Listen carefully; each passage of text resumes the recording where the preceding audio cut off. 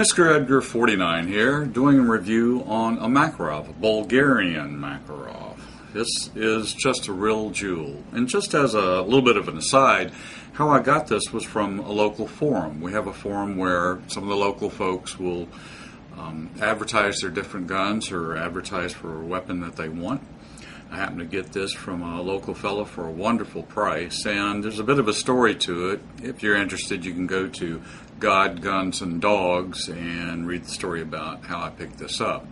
Got a great deal on it from a really great guy. These little pistols are phenomenal. They've been made since 1951. They're still being used. Obviously, they're a 60-year-old pistol in a lot of cases. This one was probably manufactured around 1985. They're a full steel unit. This is the good old standard, simple construction that you tend to see from Soviet Union weapons. It weighs about 26 ounces, which would make it a little bit hefty when you look at the relative size of this gun. I do not have a large hand, and so you can tell that this little pistol is exactly that, a fairly small pistol.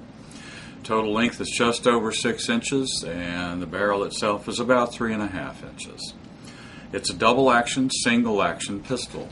Double action, a little harsh. Let me show you first, though, how you take out the magazine. The magazine does not have the side releases that we're used to.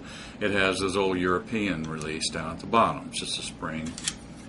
Take out the magazine, which is an 8-round magazine, so it's good for 8-round single stack, which makes it a nice thin handle.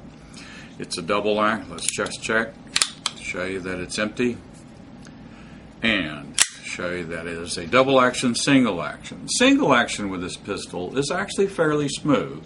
It's not the sort of thing you would see with some of the better CZs, but it's adequate, and it's a crisp pull. Double action, a little rough. You have to tug on that little guy to get it to go. The East German Makarovs, which are more highly prized by collectors, are reputed to have much smoother triggers. And obviously, if you want to go to a gunsmith and have some trigger work done on it, that would probably make a difference. But the thing that I find with this pistol is that even with these utilitarian sights, these old military type sights, and the trigger that it has, it is astonishingly easy to shoot accurately. I can do about an inch group at 10 yards with this little pistol, which is phenomenal. And I'll tell you something else, the reliability is remarkable.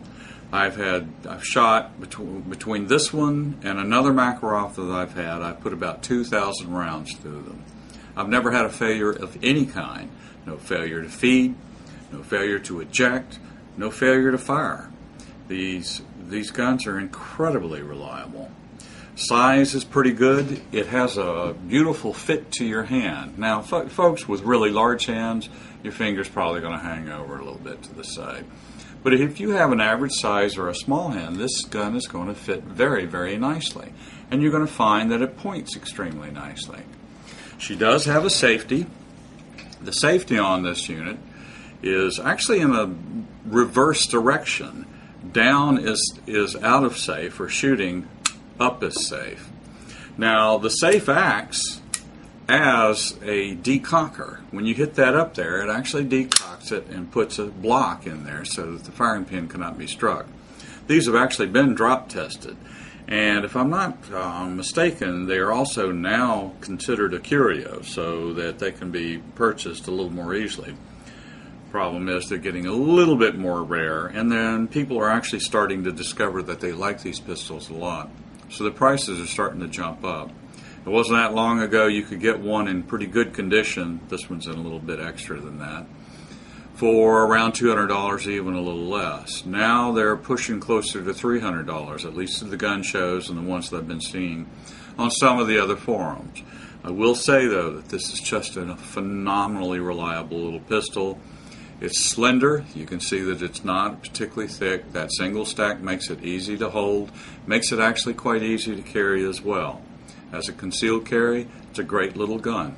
Now, the one thing about the Makarov ammunition, which is a 9x18, that puts it in between the Luger 9x19 and what we call a 380, and the Europeans tend to call a 9mm short, which is 9x17.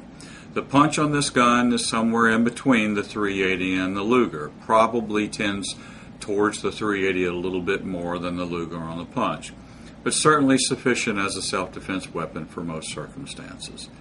It's a great little pistol. I'm going to do a video on the complete takedown on this unit. This field stripping is extremely simple. It's very similar to the Walther PPK. Just take it back after you pull this down on the trigger guard. Just take it back and off she comes, which is really a very simple mechanism. Putting it back together, it has the usual strong spring headaches, but you can get it on there without too much trouble. You just reset that. That's the field stripping on this little pistol. I'll do a complete takedown for you on another video. I'm also going to do a video on firing it. I'll show a range test on this unit so you can see how she fires. You can get a feel for what the recoil is. Recoil's a little snappy, but not terrible, and in fact it's actually fairly comfortable because the cut in here seems to be just wonderfully done for a common hand. You don't have any particular bite from it. I've had some small pistols, when you would fire them, it would bite the web of your hand badly. This one does not bite your hand. Really great little gun. We'll do some more work on this. Hope you enjoyed watching it here from Egghead.